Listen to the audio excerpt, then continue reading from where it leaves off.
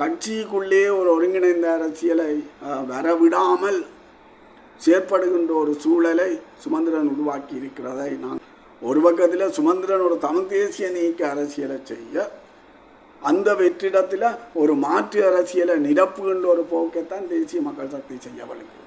ரெண்டு பேருடைய இலக்கும் ஒன்று தான். அதாவது தமிழ் தேசிய அரசியலை கொண்டு போய் சிங்கள பெண் தேசியவாத அரசியலுக்குள்ளே கரைக்கிறது தான் ரெண்டு பேற்ற இலக்கு. இது எங்களுக்கு பிரதேசங்களில் சூடுபிடிக்க தொடங்கியுள்ளது. இந்த சூடுபிடித்ததுக்கான பிரதானமான காரணம் தேசிய மக்கள் சக்தி இந்த தேர்தலில் போட்டியிடுவார்கள். முன்னரும் ஜேவிபி பல தடவை போட்டியிட்டது. அப்போதெல்லாம் தமிழ் தேசிய சக்திகளோ அல்ல தமிழ் ஆர்வலர்களோ மக்களோ அதை பற்றி பெருசாக அலட்டி கொள்வதில்லை. ஆனால் சென்ற பாராளுமன்ற தேர்தலில் தேசிய மக்கள் சக்தி வடக்கு மாகாணத்தில் பெரும்பான்மை ஆசனங்களை பெற்றதைத் தொடர்ந்துதான் தேசிய மக்கள் சக்தி தொடர்பான உரையாடல்கள் வலுவாக வர தொடங்கியுள்ளன. தேசிய மக்கள் சக்தி என்பது ஒரு சிங்கள அரசியல் கட்சி. நீண்ட காலமாகவே ஒரு பெருந்தேசியவாத நிலைப்பாட்டில் இருந்த கட்சி.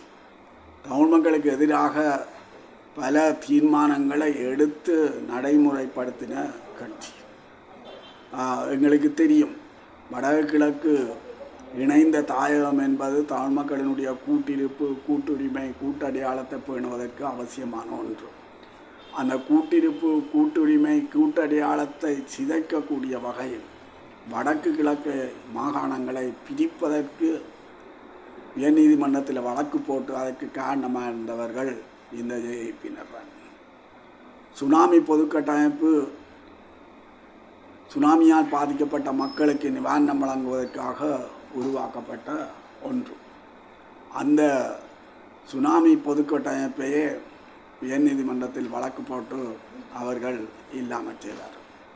யுத்தத்தின் போது யுத்தத்துக்கு முழுமையாக ஆதரவாக இருந்ததும் அல்லாமல் கிட்டத்தட்ட 25,000 சிங்கள இளைஞர்களை இராணுவத்தில் சேர்வதற்கு அவர்கள் காரணமாக இருந்தார்கள். கிராமமாக சென்று அவர்கள் இளைஞர்களை இராணுவத்தில் சேர்ப்பித்தார்கள்.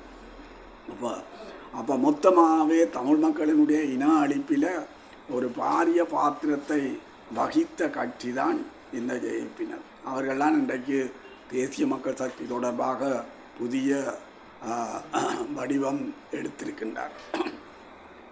தற்போது தங்களை அவர்கள் ஒரு முதிய முகமுள்ள ஒருவராக காட்ட முயற்சிக்கிறார்கள். பண்புரு மாற்றம் என்பது எல்லா அமைப்புகளிலையும் வருகின்ற ஒன்றுதான். அது உண்மையான பண்புரு மாற்றமாக இருக்கும். அவர்கள் உண்மையாக வந்தார்களா, உண்மையாக அவர்கள் மாறினார்களா என்று சொன்னால் அதுக்கான சாத்தியங்களை, அதுக்கான அடையாளங்களை எங்களால் ஒழுங்காக காண முடியவில்லை. அவர்கள் கடந்த பாராளுமன்ற தேர்தலில் பல வாக்குறுதிகளை தமிழ் மக்களுக்கு வழங்கினர். அரசியல் தீர்வு ஒன்றை கொண்டு வந்து தாங்கள் அதிகார பகிர்வை உருவாக்கப் போவதாக கூறினார்கள். அரசியல் கைதிகளை விடுதலை செய்வதாக கூறினார்கள். பயங்கரவாத தடை சட்டத்தை நீக்குவதாக கூறினார்கள். காணி பறித்த காணிகள் எல்லாத்தையும் திரும்ப வழங்குவதாக கூறினார்கள். மாகாண சபை தேர்தலை நடாத்துவதாக கூறினார்கள். ஆனால் இறுதியில் இந்த 6 மாத காலமாக இருக்கின்றது, அது தொடர்பாக எவற்றையுமே செய்யாத ஒரு நிலைமை தான் காணப்படுகிறது. சரி, செய்யவில்லை என்றாலும் பரவாயில்லை. இந்த தொடர்ந்து ஆக்கிரமிப்பை அவர்கள் தொடராவிட்டால் கூட பெரிய விடயம். ஆனால் இன்றைக்கு ஆக்கிரமிப்பு தொடர்கின்ற நிலையைத்தான் நாங்கள் பார்க்கணும். ஐஐடி விகாரையில் புதிய கட்டிடம் ஒன்று அமைக்கப்பட்டு போலீஸ் அதிகாரி ஒருவர் அதை திறந்து வைத்த நிலைமை கூட காணப்படுகிறது. கோப்பாய் பிரதேச செயல மட்டத்திலும் யாழ்ப்பாணம் பிரதேச செயல மட்டத்திலும் காணிகளை தங்களுக்கு தருமாறு இராணுவம் பிரதேச செயலகத்திட்ட கோரிக்கை விடுத்திருக்கின்றது. இதில் கிட்டத்தட்ட கோப்பாய் இராணுவ முகாமை மையமாக வச்சு 56 ஏக்கர்கள் கிட்ட இருக்குது. 28 நபர்களுடைய காணிகள். அந்த காணிகளை தங்களுக்கு தர சொல்லி அவர்கள் கோப்பா பிரதேச செயலகத்தில் கோரிக்கை விட்டிருக்கிறார்கள். இதேபோல் யாழ்ப்பாணம் சிங்கள மகாவித்தியாலயத்துக்கு முன்னால் இருக்கிற காணியையும் தங்களுக்கு விடுவித்து தர சொல்லி அவர்கள் கோரிக்கை விட்டிருக்கிறார்.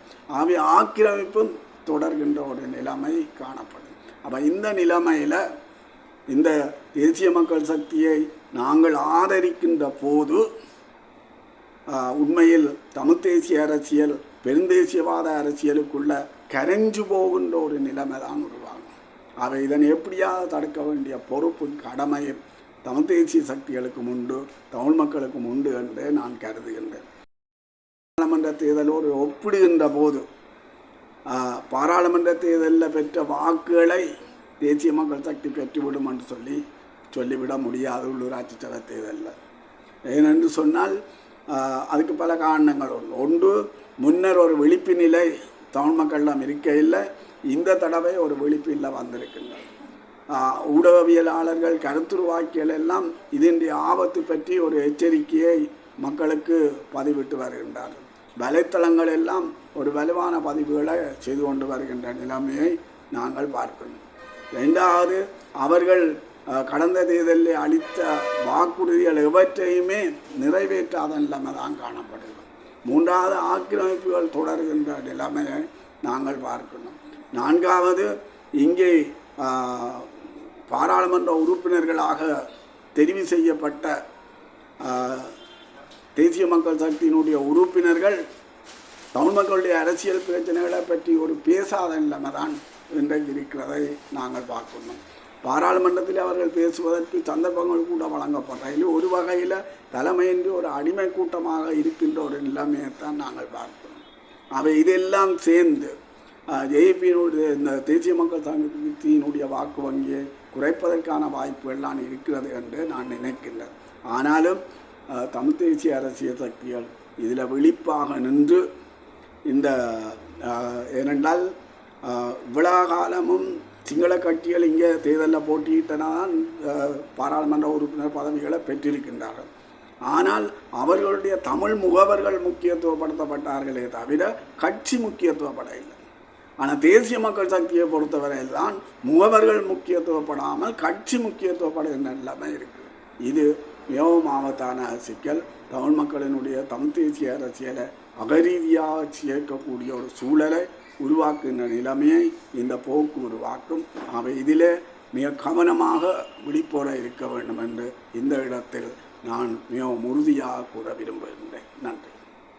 பெருந்தேசியவாதம் மேலோங்கி இருக்கிற இந்த நிலைமையில வடகிழக்கில், குறிப்பாக வடக்கில் யாழ்ப்பாணத்தில் தமிழ் கட்சிகள் இப்போதும் பிரிந்து தான் போட்டியிடுகின்றன.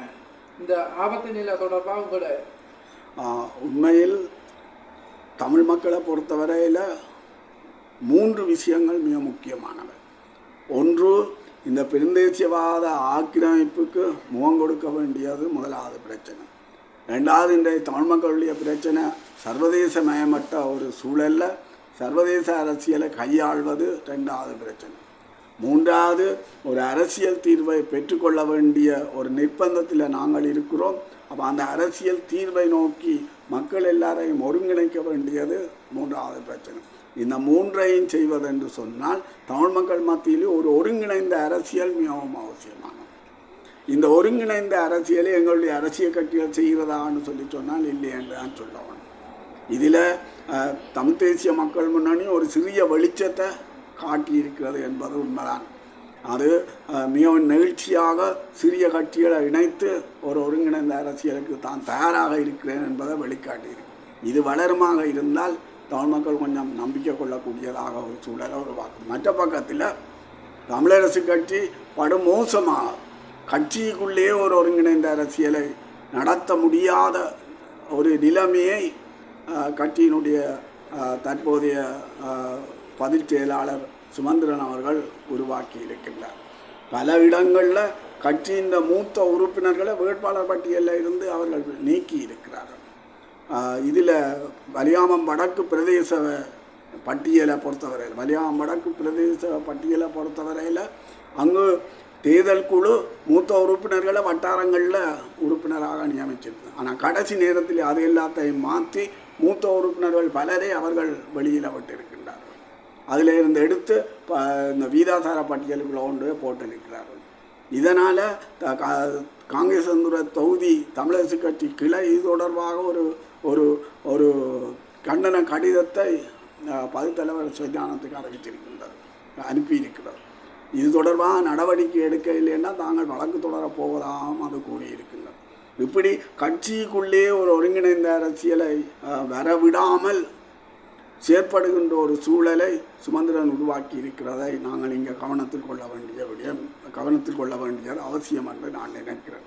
ஒரு பக்கத்தில் சுமந்திரன் ஒரு தமிழ் தேசிய நீக்க அரசியலை செய்ய, அந்த வெற்றிடத்தில் ஒரு மாற்று அரசியலை நிரப்புகின்ற ஒரு போக்கைத்தான் தேசிய மக்கள் சக்தி செய்ய வலிக்கும். ரெண்டு பேருடைய இலக்கும் ஒன்று தான். அதாவது தமிழ் தேசிய அரசியலை கொண்டு போய் சிங்கள பெண் தேசியவாத அரசியலுக்குள்ளே கரைக்கிறது தான் ரெண்டு பேற்ற இலக்கு. இது எங்களை பொறுத்தவரையில் மிகவும் ஆபத்தான செயல். ஆகவே